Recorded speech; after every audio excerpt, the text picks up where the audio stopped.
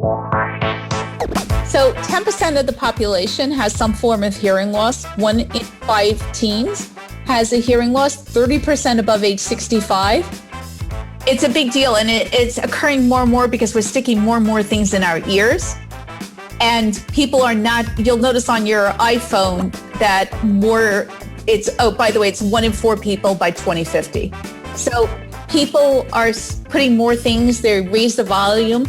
If my biggest suggestion is set your volume indoors where it's quiet and don't raise it. Because when you raise the volume outdoors to compensate for traffic or any noise, you're trying to overcome the noise that you hear, and you're putting more sound against your ear that your ear doesn't need. That's why you set it inside of inside a quiet place. But people naturally just raise the volume. And that's why now if you even look on your iPhones, you can set where you can monitor whether or not you're doing that. It's actually a great feature on the iPhones. This is the Play Your Position podcast, where we huddle up, call the plays, and inspire you to run your ball into the end zone. Are you ready to score more game-winning touchdowns in your life, business, and career? Then listen up, because it's game time, baby. Now, here's your host, Mary Lou Kaiser.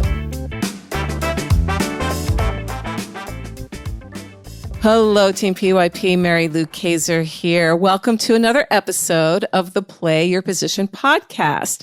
I'm excited because it is game day today, and you know what that means. I have today's starting quarterback suited up, ready to take the metaphorical field and shed some light for us on what it is like to transform a business into one that is hearing accessible for those who are hard of hearing. Her name is Janice Lintz. Janice, are you ready for kickoff? I am ready.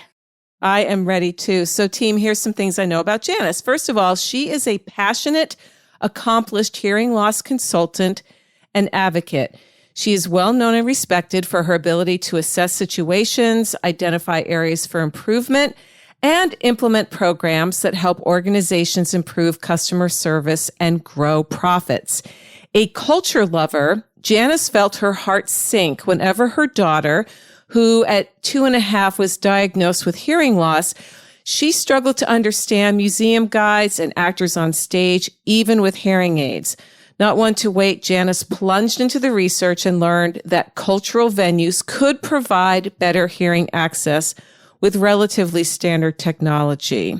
Since 2002, Janice has become the global go-to person on all matters related to access for people who are deaf or hard of hearing.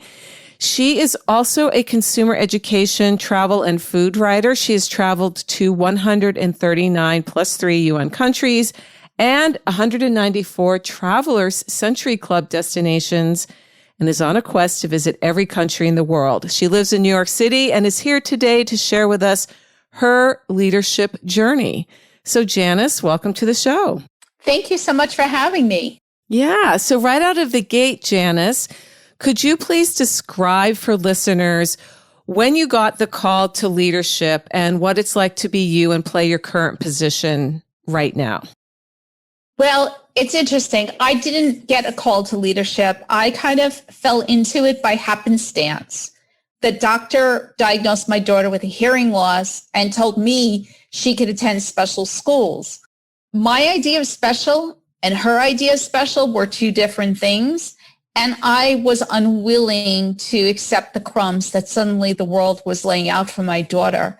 So for me, it was easier to change the world than to change my standards. I love it.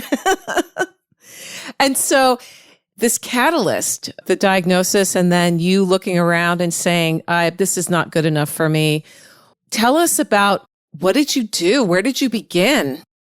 Well, it started with, once I situated my daughter with her hearing aids, by that point, she was getting a little older. And frankly, in the beginning, I didn't even know what was feasible. But she was going to religious school and said she should drop out because she couldn't hear. And I said, nice try. Kids from the beginning of religion have tried to get out of religious school. That's a pretty novel excuse, but not going to happen so fast. So I went to her religious school to see if they would provide the access she needed. And they said, of course we will. And when I realized that the access didn't exist in places, not because people were always mean. There's definitely an element of that. But a lot of it was because people just didn't know what to do. And they weren't educated. They had no exposure to hearing loss. And so they just needed someone to tell them what to do. And once they did, they were willing to do it. So I decided I was going to go around telling everybody what they needed to do to have access for my daughter and people like her. Now, there's also a huge element of people who don't want to add the access. And so I would say it's a mixed bag. But along the way, as I started this project so that our family could function, we live in New York City, and it's impossible to live in New York City and not expose our family to culture. That's why we live here. So I started working on the places that were meaningful to our family. And as I started getting successes, I used those to leverage other successes.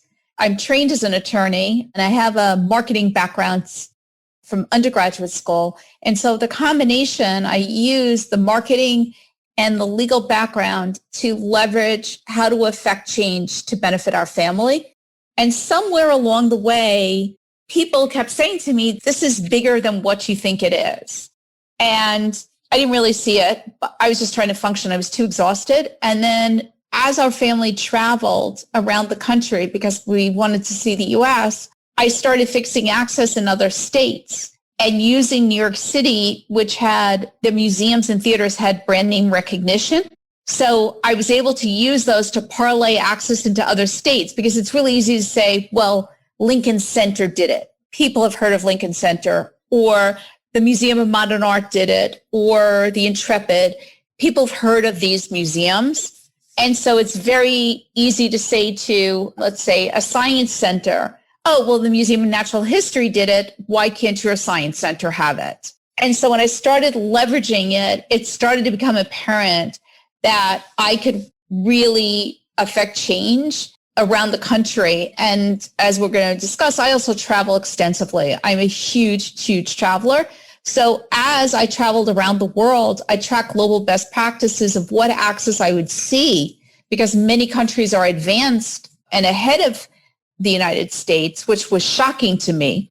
So I tracked it and then used the access that I see or don't see to leverage access in either the United States or in other countries. So what is your business model like today? Are you still calling on companies, traveling around? Obviously, we're coming out of some curtailed travel opportunities over the last 12 months, but before the pandemic hit, and I'm sure you've pivoted, maybe you're on Zoom calls a lot. For people who might be, I'm curious, and listeners might wonder, how does a person approach a place where they might see something missing that isn't serving a certain population and get that conversation started, especially if they don't have the leverage that you did? I didn't have any leverage at all when I started. I just knocked on, literally, and in fact, I think it's easier now because with emails, you can find anyone's email on the internet. Sure. Where before I had to call people and get past gatekeepers. Now I don't have to get past gatekeepers because I can pretty much reach anyone through an email. Mm-hmm. So I think the biggest thing when approaching someone is not to have it a rant where you're whining. Okay. Because no one wants to read a ranting whine, but to be very succinct right from the start. What is it that you're seeking? Then explaining the problem, kind of giving what the issue is, a standard business format of this is the issue, this is the background, this is the solution. And then, by the way, this is who I am, so that they understand where you're coming from. So it's like a standard white paper. So I presented, and I think that's part of what distinguished me from other people. I treated this right from the start as a business model. Even when I'm advocating, I treat it like a business model because the people I'm working with are business people. So they're not prepared for what appears to be like a messy advocate, right? They want professional people. They don't know how to deal with non-professional people. So I always come to the table wearing business attire. I always follow up. When I send, schedule a call, I'm following up with an invitation so it's landing on their calendar as well as my calendar. And when I'm sending that invitation, it's clear who the meeting is with. I hate when people send me invites. Janice, who am I meeting with? Right. I don't know why it's so hard for people to send invites that are very clear who the meeting is with and what the topic is. But being really clear on that, sending follow-up emails, not rants, and sending white papers. When I send white papers, they have the photos to for my project, documenting the access of what I've seen and what I want. So it's really, really clear. And there's a difference between when I'm an advocate and I'm doing consulting work. Explain that. Yeah, I was going to say, explain that difference. So in the beginning, I was only an advocate and I would do everything from turnkey. And there was a certain turning point where I realized that people waste my time. First off, companies will spin your wheels because they want you to go, companies that don't want to implement the access, they want you to go away. So the best way to get you to go away is to wear you out. And there was a certain point when I realized it when one of the companies where I had advocated became a client. And suddenly I realized that they accomplished what had taken years to do in like less than an hour when the clock was ticking. Interesting. Right? When they suddenly had to pay me, they suddenly did not need everything in writing. They suddenly didn't need me to do everything. They could handle it. They just needed my specific expertise in a way that resolved the question, but they didn't need me to do all the details because the clock was ticking. Sure. Makes sense.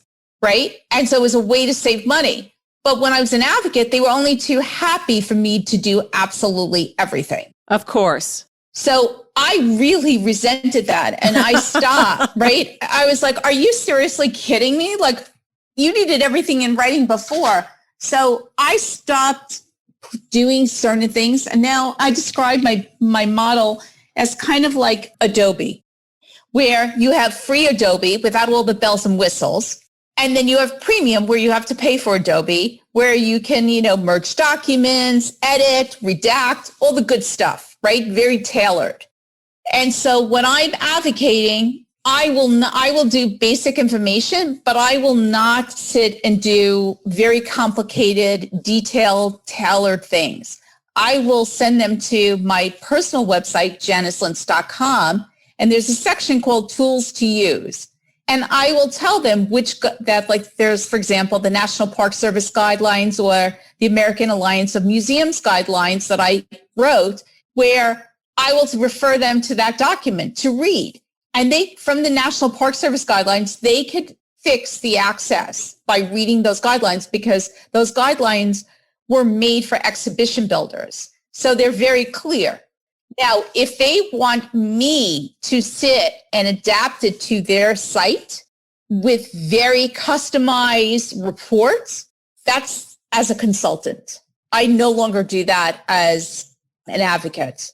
That's the consultant. So I am happy to help absolutely everyone, but there's, it's a tiered service. Yes.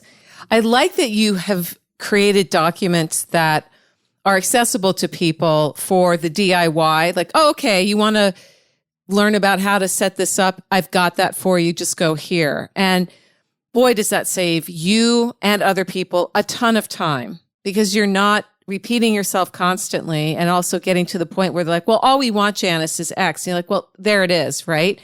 Versus the customized, bespoke experience that you can bring to the table. And there are always going to be people that are willing to pay for the premium. They want the whistles and bells. They want the done for you. That is such a great example for business people listening. If you're in that gray area, which I think every business person, especially in the early days, experiences where we tend to give way too much away for free and then realize, what am I doing here? I'm not getting anything for this and I'm giving them everything. So about how long, do you remember about how long did it take you for that light bulb to go on and say, I'm not doing this anymore? It was a museum that hired me and did it with under an hour. And I remember when they said, no, we need a written report. I was like, are you kidding me? You needed everything in writing before. I was like, I just couldn't believe I didn't say this, but I was, because they were paying client. I was like, I just was like, wow. So now, and it's interesting because now I have two different websites. So JaniceLintz.com is the advocacy and hearingaccess.com is the professional consulting site. And so my JaniceLintz.com looks like, I did it myself. And the Hearing Access looks like I hired someone, a professional. And I was going to change the JaniceLintz.com. And I decided not to because I think it makes it really clear what two different sites look like. The first site looks like I did it myself because I had no clue what I was doing. It is not great and it really needs a redo, but it's a really easy way for me to explain when you don't hire a professional, this is what you get. And after I tried doing it myself, I hired a professional who did my website, my professional hearingaccess.com, and it looks like night and day. So I decided to keep the JaniceLintz.com that way because it's a really clear way for me to explain DIY or bespoke. Right. So team, this is a big deal right here, what Janice is saying. I just want to point this out because, again, so many entrepreneurs, consultants, coaches, whatever you call yourself, whatever it is you do, but you're working for yourself and you're depending on working with clients who are going to pay you for your knowledge, your experience, the insights that you have into a certain area, the way Janice has. Listen to what she's saying. There are 2 tiers minimum of what you do. And I'm going to definitely put links to both your sites on your show notes page at pyppodcast.com. So people who want to see the difference, I think that's such an awesome example of something that for a lot of people, they have a very hard time distinguishing between the giving it all away and the, no, this is my premium and this is why. So thank you for that, Janice. Really, really awesome distinction. I would love for you to tell us about a time when you found yourself playing out of position. Work with me with the football metaphor. Think about something that did not go according to your plan. You thought you had everything laid out, mapped out in your mind. You're like, this is going to be great. And you got out there. And again, you were metaphorically sacked or intercepted, or you fumbled the ball. What happened? And then what was the lesson that you took away from it? And just going back to the DIY versus bespoke, which I'm going to incorporate that because I like that phrase, the 2 phrases. It's not always so simple. And many times places will still do it incorrectly. And then it's really a hard decision. Do I fix it because it impacts people with hearing loss or do I not? But I remind people, it's a little tricky because once I'm an advocate and I will make sure it's fixed and they may not be happy with it. And I tell them this, it places me in a really precarious position a lot of times of which role am I? And I'm very clear, once I start in a swim lane, I stay in my swim lane because I don't want it to become like where I'm an ambulance chaser. And it's a very awkward position, but I have to make sure the axis is correct.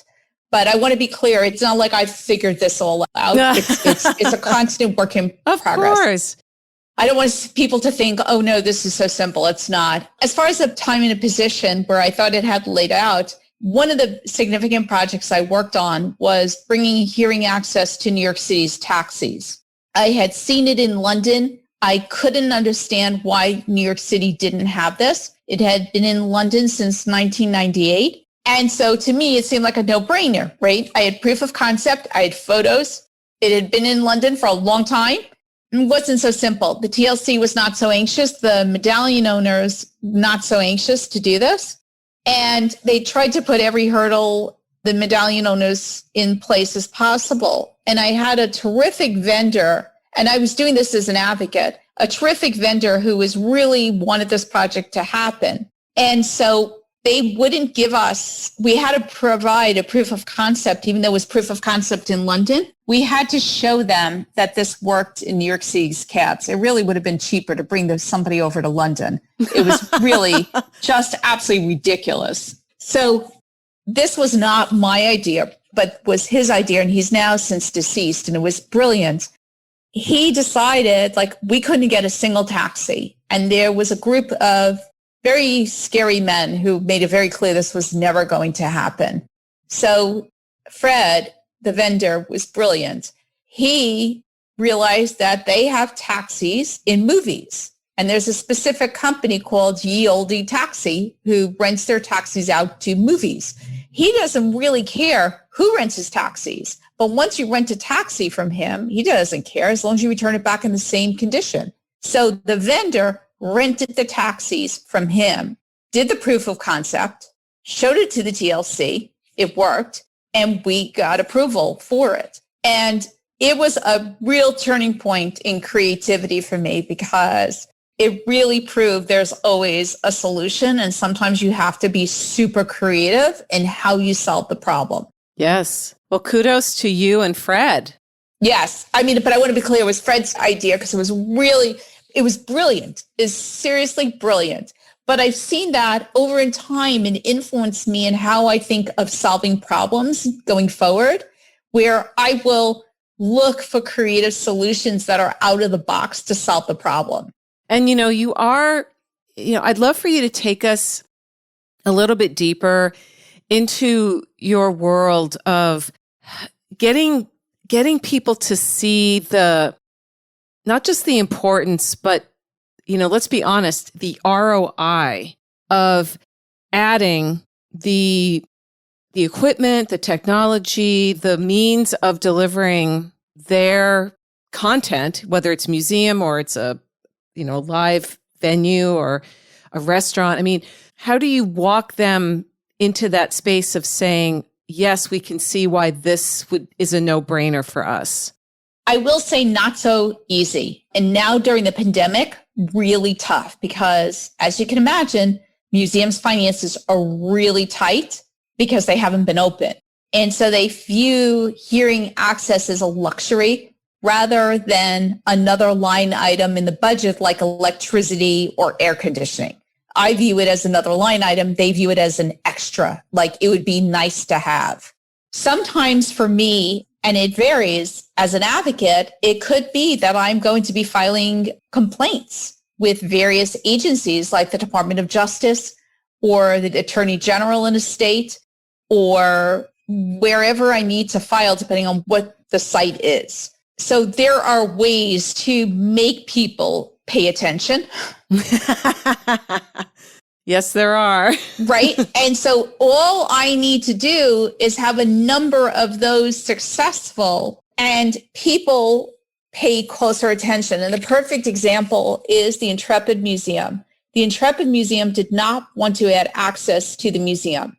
And at the time, the director, who I didn't realize was reportedly embezzling money because he was later indicted, but he blocked my emails despite my filing a complaint called a 504, and you're not allowed to block because people have the right to complain about lack of access, right?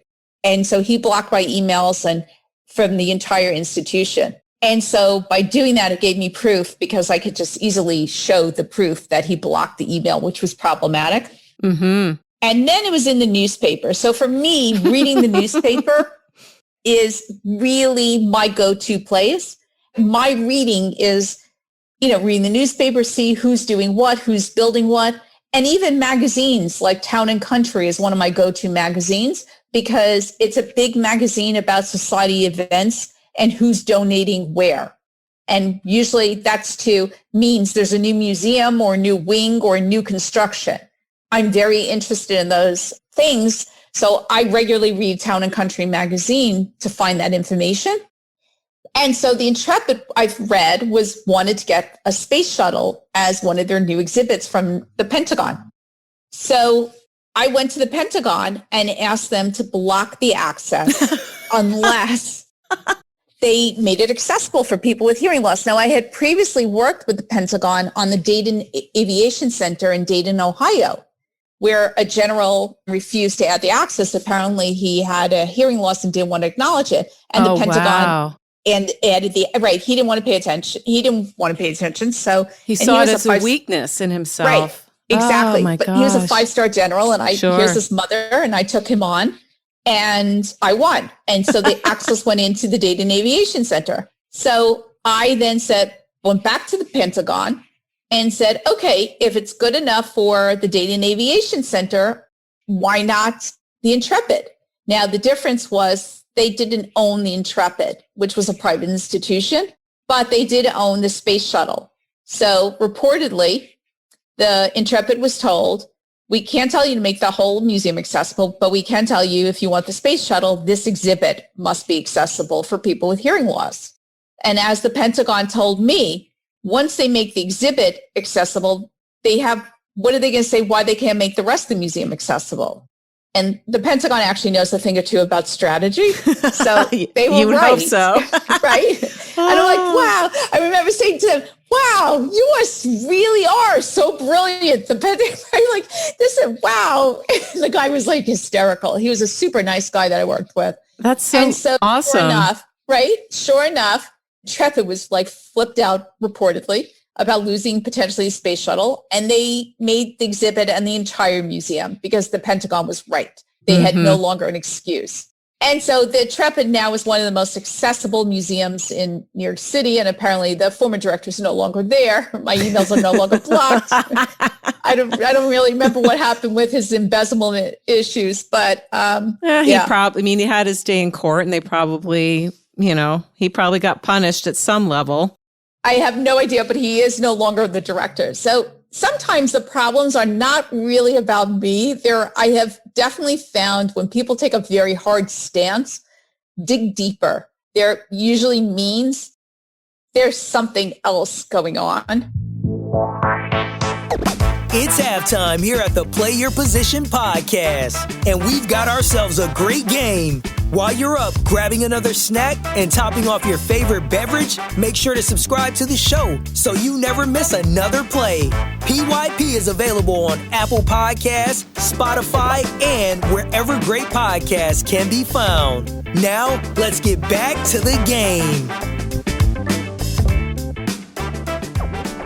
I love your persistence. I love how you are not willing to back down. I just love that about you. Your stories are fantastic. And I'm curious, what percentage of the population would fall into, a hearing loss from the completely deaf to people who, like that general, probably suffered it as he got older? So 10% of the population has some form of hearing loss. Okay. 1 in 5 teens has a hearing loss, 30% above age 65. And World Hearing Organization, WHO, has just recently released data saying that by 2040, I think it is, 1 in 5 people will have, it's either 1 in 4 or 1 in 5 people will, now I have to check the data, will have some form of hearing loss. So yeah, it's a big deal. It's a big deal, and it's occurring more and more because we're sticking more and more things in our ears. Yes. And people are not, you'll notice on your iPhone that by the way, it's 1 in 4 people by 2050. Okay. So people are putting more things, they raise the volume. If my biggest suggestion is set your volume indoors where it's quiet and don't raise it. Because when you raise the volume outdoors to compensate for traffic or any noise, you're trying to overcome the noise that you hear, and you're putting more sound against your ear that your ear doesn't need. That's why you set it inside a quiet place. But people naturally just raise the volume. And that's why now if you even look on your iPhones, you can set where you can monitor whether or not you're doing that. It's actually a great feature on the iPhones. It is. I noticed that on my newest iPhone. I don't remember, it popped up or something on my weekly report, and it showed your average volume and whether it was in the zone of acceptable. And I was grateful to see that I was. But, it's interesting. I have raised the volume when I'm out walking. If a truck goes by, or I'm passing a construction zone, and I won't do that anymore because obviously, yeah, we've been putting headphones on. Now we have the earbuds, and they're everywhere. People have, and they're all over the place. Also, you'll see a dramatic difference by using noise canceling headsets. So, I mean, I have the iPhone noise canceling, the Airpod Pro.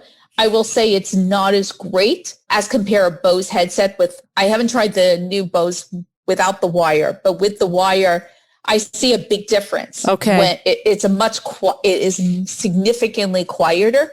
So you don't have to have the volume up as loud because the design of the headphone blocks out any noise. So you can be in a safe listening. Is that what I'm hearing?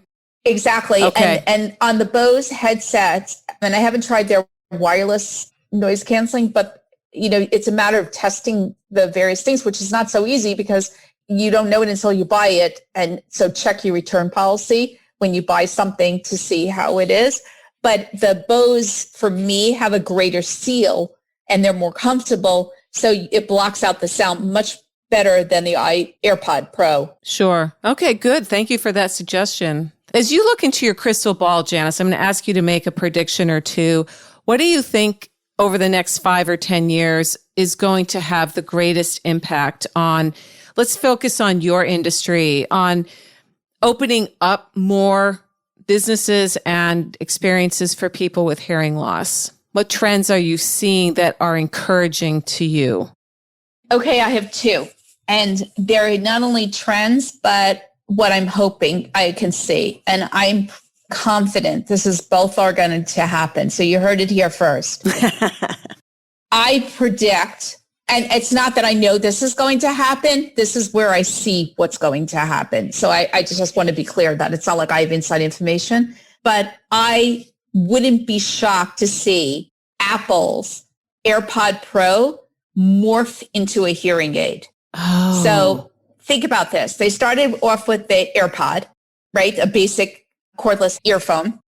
Then they moved to the Pro with the noise canceling. Now imagine if they added like a telecoil that allows someone to hear inside an induction loop, right? So if you went to the theater, so like someone with a hearing aid, you could switch to the telecoil setting using the induction loop to bring the theater show directly into your ear. How amazing would that be? So amazing. Right? Especially for a show like Hamilton. That would be, because if you see Hamilton, you need to have the headset because it's so quick that you need the sound right next to your ear, regardless of a hearing loss, because it's harder to follow. Yes.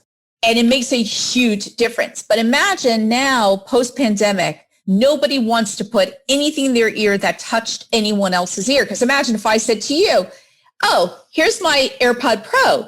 I cleaned it, put it in your ear. You'd be like, I don't think so. Sure. So, right, nobody wants to use these assistive listening devices that touch someone else's ear. No one is going to ever do that again. So imagine if in your own personal AirPod Pro, you had a telecoil, which is traditionally for people with hearing loss in their cochlear implants or hearing aids, now in your AirPod Pro. Okay, now that's the next step. Now imagine the next step after that is the addition of a hearing aid. So it would be almost like buying a car, right? And then you get the basic car like the AirPod, and then saying, you know what, I want the ski rack or, the bumpers on the front, right? You add all the extras. I see that happening, in my opinion, for like companies like Apple with the AirPod, because people have already gotten comfortable to putting them in their ears and walking around with them. Mm-hmm. So adding the hearing aid attachment or extra piece, right, as like adding the ski rack to a car would be not really a giant leap of faith. No. And it would be a major game changer because hearing aids would stop being stigmatizing. Apple did an incredible job of making them very cool and natural to walk around with these things hanging from your ears. So I see that as the next thing of how hearing aids are going to morph. from something like an Airpod, and I'm not saying necessarily Apple, but all the companies, Bose has this, Sony has it. I could see them all entering as now hearing aids are going to be sold over the counter. That's one of the projects I worked on approaching Senator Warren. So I could see that as a next phase. The next thing as part of even that is the project I'm working on, which is right now hearing aids connect to your cell phone through something called a telecoil. So your cell phone has a telecoil that can send signal to a person's hearing aid that has a telecoil. It's called a T-coil rating and a radio frequency immunity rating, something that if you don't have a hearing loss, you've never paid attention to. But the cell phone can only send to a T-coil, right? So you need a hearing aid in your ear. Mm-hmm. But what if your cell phone could receive signal from a telecoil, right? So again, if you go to, let's say, a pharmacy that has an induction loop in the pharmacy area, which some pharmacies do, and you put your phone down and you were wearing, let's say, an Airpod Pro, right? That doesn't, let's say, have the telecoil. You could then use your phone by switching it to receive the telecoil signal, send the sound right to your Airpod Pro so that even though there's plexiglass and people wearing a mask, you could still hear them. Wow. I don't know if you follow what I'm saying. Oh, yeah. That's high tech and really a great vision. And so that's a project I'm working on with the international mobile industry, which will be a game changer because not only will it bring access for people now that we have plexiglass masks, who knows when all of that is going to disappear. You go to the supermarket, it's crazy. People put the plexiglass up, you can't hear them, they step around it, which really defeats the entire purpose. I know. It's insane. It's just right? ridiculous. Yeah. But if you could put your phone down, you're wearing your Airpod Pro, and you switch your phone to the telecoil receiving, right? You could hear that sound right then into your Airpod Pro. Yep. And nobody has to walk around the plexiglass. You would put the microphone, be taped on like kind of the way you see in the theater. And the person would wear the mask over it and it would be their personal microphone. So it wasn't being switched. So you could hear them clearly. Sure. Makes complete sense. That was my idea, by the way. And fantastic. I am trying to get the mobile industry to make that change by having all cell phones receive a telecoil signal. Mm-hmm. Well, I'm going to say, team, we heard it here first that we'll see that in the next 5 or 10 years. I really believe that. It's not going to be like, to your point, it's really not a huge leap for them. It's just it's a thing they can build into the tool, the phone. A phone is basically a tool. It's a mini computer. So they just build it in and everybody has it.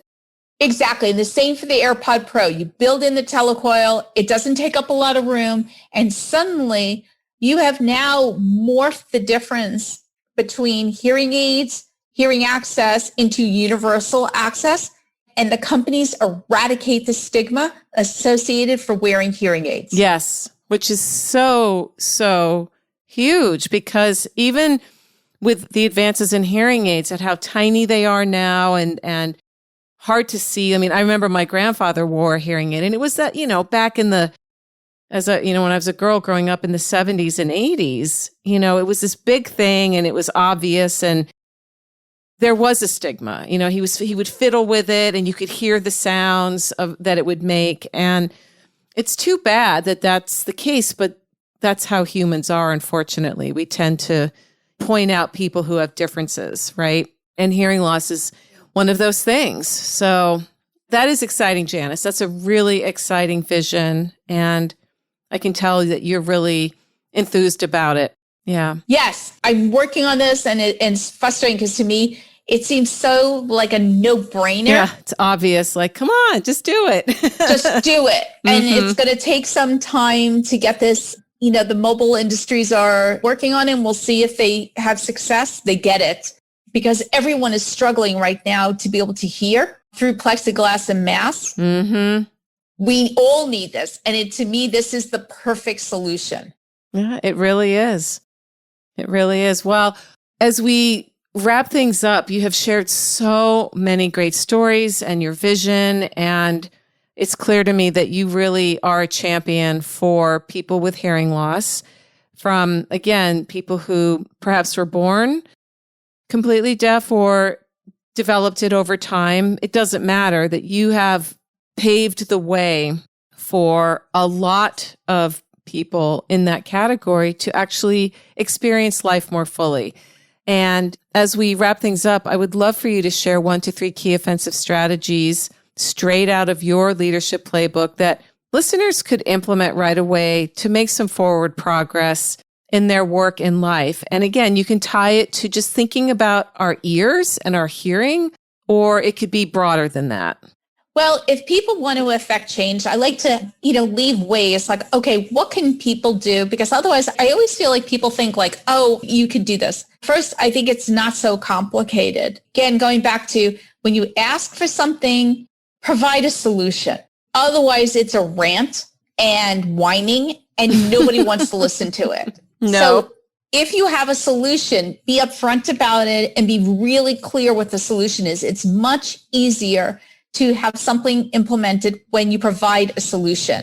That's 1. 2 is keep a phone log of every person you speak to when you spoke to them. So when you start your project, I have documents, and I've used this over and over as a really critical tool so that each time I speak to someone, I know the date and who I spoke with and their title and how to reach them again. I'm not rummaging through a lot of papers. Plus, the next time I speak to them, when they say, oh, yes, we're going to, or if the last time they said, we're going to speak on such and such date, I know what to follow up. And they're usually shocked I follow up exactly when they tell me to. Or if they say, oh, so-and-so didn't say no, I'm like, no, on this date, somebody said, this person said so-and-so, or, oh no, you told me to follow up today on such and such date. When people know you're tracking and paying attention, you keep them on their toes because they don't expect that. Mm. And once they know you're paying attention, they follow up and they do what they promised to do versus wasting your time. Right. So I find that's really critical. The other thing is to follow up. Most people don't. They're afraid. And I will tell you, Vernon Jordan, who recently passed away, gave me amazing advice. He said to me that he took my call and accepted a meeting from me because I called 4 times and I didn't call too often. I didn't call too little, but the appropriate amount of spacing. And I was appropriate in my requests and leaving messages. And he said he's not going to waste his time to meet with someone if they aren't willing to spend the time to follow up. Makes sense.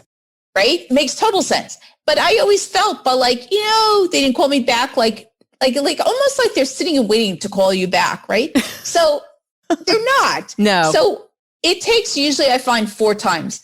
I will say sometimes it takes 8 times, I know those are going to be the problem people. And I really am keeping a really strict phone log at that point, because if I have to follow up with you 8, 10 times, I know this is going to be bad, right? This is somebody who's really hoping I'm going away. So that's really critical. And then always send a thank you note. Because even if things don't go well, be professional, because you don't know where you're going to meet that person again. And sometimes it's not that person, but it could be their company. And when they're at another company, they might want to help you and you just don't want to burn a bridge. Sure. I mean, they're definitely the jerks. That's a different story. But for the most part, I always send thank you notes. I always follow up. I send a summary after meetings. So they also know I'm paying attention, meaning if you tell me you're going to follow up, do follow up. And I think it's really important for people to realize you're treating this professionally. Yes. I think that's the secret sauce. People think you will go away, you're going to disappear, and if they ignore you, the problem will just disappear. Not and so as fast. you said, right, I tell people who I could get that glimpse, I never go away ever. And I tell them, and I say it like that, and I'm like, some of my projects take me 9 or 15 years. And I never go away, ever. And I said, just Google me. So usually they figure that out and they realize I'm not going away. I'm going to be this is going to get solved. Yeah. I love that. That is so inspirational. So inspirational. And for people who would like to connect with you online, Janice, I know you mentioned your websites. If you wouldn't mind, do you have a social media channel that you spend any time on? LinkedIn is my best social media channel. Okay. Or my two websites, janicelintz.com or hearingaccess.com. Awesome. And again, team, you can find those links on Janice's show notes page at pyppodcast.com. They'll be in her show notes. You can just poke it, say hello, get into a conversation with her. She's clearly a wealth of information, not only about the hearing loss industry, but also just being a great businesswoman and a leader in her field. So this has been really fun, Janice. And before we officially say goodbye, you have traveled throughout the world. You have seen most of the world. Once the travel restrictions have been officially lifted and you can go anywhere, where's the first place you want to go to? It's funny. It's really going to be, so I use points to travel around the world. And so for me, it's going to be, where can I get a deal? Like, who's having the best deal? Love it. And also based on the weather and of course, COVID restrictions, who's going to let me in, what the temperature is. So it's a factoring, but I travel based on the deal. We didn't even but I'm somebody who took out 80 credit cards and earned 2.7 million miles in sign-up bonuses. That's amazing to me. And I know when I was asking you in the pre-chat, it's hard for you to pick a favorite country. Do you have a handful of places that you just found so remarkable because of whatever reason? Yeah. I love every single place I go. Literally, even the places where I think I'm going to hate, I'm shocked at how much I end up having so much fun at them. But there are a couple of places where it just blew me away because it was hard to comprehend. So one of the places is Bolivia, the salt flats. When you go during the rainy season, the salt flat looks like a mirror. And coming from Manhattan, where there are buildings like everywhere, there's no buildings anywhere for miles. So you feel suspended. And I highly recommend Googling Bolivian salt flat and take a look at the images. Okay. It's seriously surreal. And I remember being there and thinking, this is just the coolest thing humanly possible. It was just breathtaking. It's not like what you think if you've never seen a photo. In fact, Neil Armstrong saw it from the sky and it looked like a giant mirror to him. And it was a place he said, I have to go see it. And that was when he was up at the moon, when they were in the space shuttle. Right. And so it's just unbelievable. Another place that's similar to that is in Saudi Arabia. I can't remember if it's called the edge of the world or the end of the world, but it's something like that. And it's a dried sea that looks like the Grand Canyon, except you'll see fossils of fish in the stone. And it's just completely surreal. You just can't even believe how magnificent it is. And I have to say, seeing Saudi Arabia is fascinating because people and politics are two different things. And when you read about the politics or some of the things that we see in the media, the people are not like that. So I think I went shortly after the Khashoggi murder, and I was really torn about whether or not to go. But I went because I had an invitation. I didn't know if I get, and I would, at that point, I also realized I would never travel in the US if I was a foreigner based on recent politics. So I have to separate politics from travel or I will never visit most places. And my goal is to visit every country. And I was shocked how really welcoming people were to me in Saudi Arabia. And I could say that for most countries. People are just incredibly welcoming, even in countries where you think they would hate you. They are just lovely. And I think that's my favorite part about travel is how nice the people are. And on that note, what a positive, inspirational note. So team, again, Janice is a phenomenal woman, and I encourage you to at least check out her websites and reach out to her on LinkedIn if you want to be connected to her and the kind of work that she does, which is so inspirational to me. You have been an absolute delight today, Janice. Thank you so much for coming on the Play Your Position podcast. Well, thank you so much for having me. This is so much fun. Hey team, Mary Lou here. Who's number one in football changes from year to year. Fashion trends come and go, same with musical tastes. But leadership skills, they never go out of style. In fact, these days, leadership is an essential survival skill for a world that demands more from us than ever before. To succeed these days, you need to know how to show up for yourself so that you can then do the work you love with people you like the way you want. The Play Your Position Leadership Playbook helps you do this, and it's free. Go to pyppodcast.com to download your copy today. If being more successful this year, next year, in the 21st century is on your to-do list, get your copy of the Play Your Position Leadership Playbook now. pyppodcast.com. It's at the top of the page. You can't miss it. That's pyppodcast.com, and start being more of the leader you are meant to be today. This podcast was produced by Daniel Romeros. Show notes for this episode can be found over at pyppodcast.com. I'm Mary Lou Kaiser. Thanks for listening. Got a great key offensive strategy you like to share? Write to us at coach@pyppodcast.com or on Twitter, use hashtag PYP and let us know how you're running your ball into the end zone for those game-winning touchdowns.